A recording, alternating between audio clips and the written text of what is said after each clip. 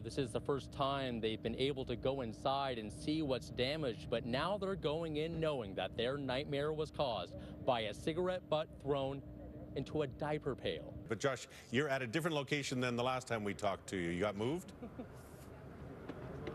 That's right, Daryl. They moved us because the winds actually picked up, and if you can look over here, you can see that the smoke is actually looking like a fog going along the street here all the way to 137 Ave. That probably will affect traffic, but we do know that, like I said before, this is a 3-alarm fire, but we are getting a better sense of the damage. You can look over there, and you can see that it spans almost half of the condominium there, the roof totally destroyed. In an update today, the city says that the abundance of investment in our downtown means the city can cover the $32 million the province never ponied up on. What went right? Well, they got a lot of investment from people like the Cates Group. They actually pumped $1.4 billion into the downtown area towards things like an office tower, hotel, and casino. Chris got the kayaker back to shore safely, but then he learned his day on this lake was far from over.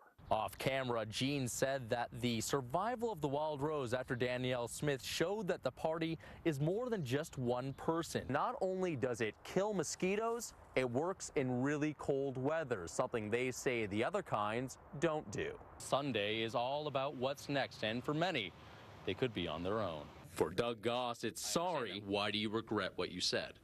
Well, just because the fallout's obviously been pretty negative. But not sorry. If you're referring to was I a supporter of the Progressive Conservative Party, I absolutely was a supporter of the Progressive Conservative Party. There's no doubt about that. For 3 years, Goss has volunteered as a chair of the Board of Governors, making big decisions for the U of A. This is a critical time in this city's and this province's history, and we just cannot afford to go backwards. That was Goss last week, wearing his other hat as a lawyer and the CEO of multiple companies. He and other Edmonton businessmen warned of the effects of an NDP government. But he has one of the top jobs of an institution of 40,000 students, which gets $1 billion from the province each year.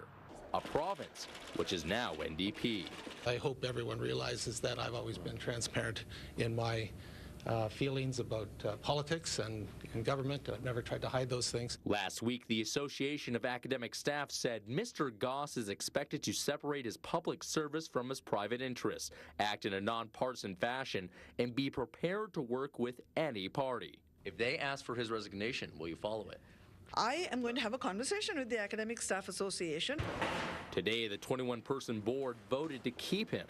Students and staff are mixed. Oh, well, he can say whatever he likes. It doesn't sound good. You might have an opinion, but that doesn't necessarily mean you have to share it with the public. In a statement, the NDP said of Goss's comments, this is a time to build new relationships and work together. Beyond that, they also promised stable funding for post-secondary. How much and where it will go, that's the next step. Josh Skurnick, CTV News, Edmonton. In the town of Fox Creek, trucks are plentiful. Nature serene, but a boat can be hard to come by when you really need it. We have to get a boat, we have to get it out to them. Late Sunday afternoon, Chris McKenna was driving his truck near Lake Iossagan. Boat parked right there, hooked up to the truck. He didn't get far. And before I even really got to say too much, they just said 911 has received a call of a boat submerged. Chris and his crew got his speedboat back in the lake. A guy in a paddleboard waving his oar. Out to a kayaker in trouble. So we pulled him into the boat, brought him back to the dock. When we got to the dock, the on-call constable said that the people that were in stress had called from a cell phone. But it wasn't him making that call. Chris got the kayaker back to shore safely, but then he learned his day on this lake was far from over. There was a family of 7, 3 kids still out there in this boat. The crew went back out, no hesitation. The worst thing's going to happen, we're going to burn some fuel in the boat. They found them. Jason Hewitt and Tanya Montgomery are safe now, but Jason, a grandparent, and his son were stranded out in the water. Another child was in bad shape. Our son was on shore and he was trying to go to sleep, so my dad was trying to keep him awake. So your son was passing out? Yeah. He was hypothermic. No one knows how it all worked out, but are just glad it did.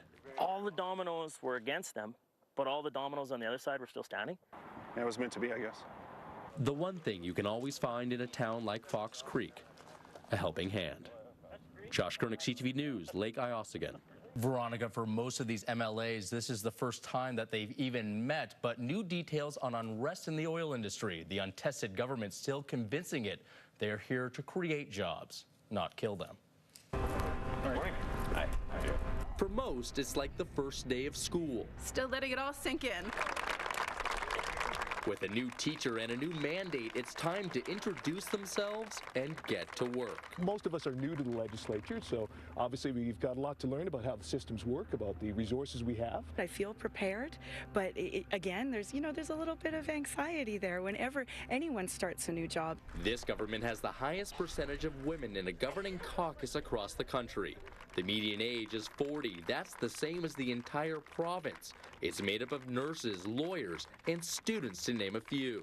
Albertans can see themselves reflected in our new government. And the first big test for this caucus is courting a wary oil industry. There's uncertainty in Alberta right now. This Saskatchewan minister says an NDP promise of a royalty review has companies like Calgary's Bonterra looking to move their money. They had been looking at 100% investment into Alberta this year. Now they're looking to Saskatchewan. We will work closely with our partners in business and in industry. But the NDP says the premier designate did meet with oil CEOs this week after the big win, some even reaching out to her, and the reception, they say it was good. In a statement, the NDP says individual corporations will make their own decisions about where they will invest their capital.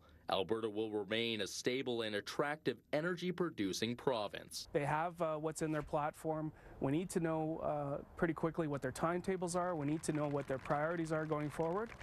But that said, we're still looking pretty good in Alberta. When Kelly Jerome walked out Monday morning, what is this? She wasn't mistaken. This is what we found, sitting by our fence. It had spots, stains, whatever that is. You don't know if that's blood. This time of year it happens. People cleaning up put their trash down where it's not supposed to go.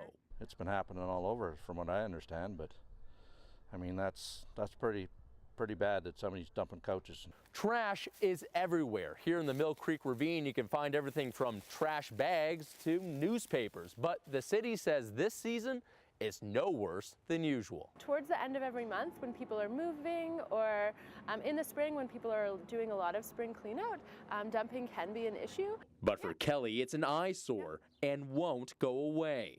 She says she called the city, but because it's on her property between the fence and the alley. Yeah, this one is my problem. That's what they told me. She has to move it herself and pay the fees. Because I'm one person. How am I going to move? I can't even move my own furniture. How am I going to move somebody else's? I'm so mad. Waste Management says they have eco stations where you can drop off junk for a small fee, free dump days in the spring. But getting it there is on you, and with no evidence of the culprit, they say they're stuck. Tell us what was dumped, where it was dumped, and then obviously descriptors of the vehicle such as license plate, make, model, color, and then a descriptor of the individual. That white fence down there, it's right on the corner. Even Kelly's neighbors have a headache. Another couch. Obviously, I'm going to have to clean it up, or one of the neighbors here is going to have to clean it up sooner or later. Is that fair? No, it's not. If you want a free couch, you know where to find one. Joshua Skurnick, CTV News, Edmonton.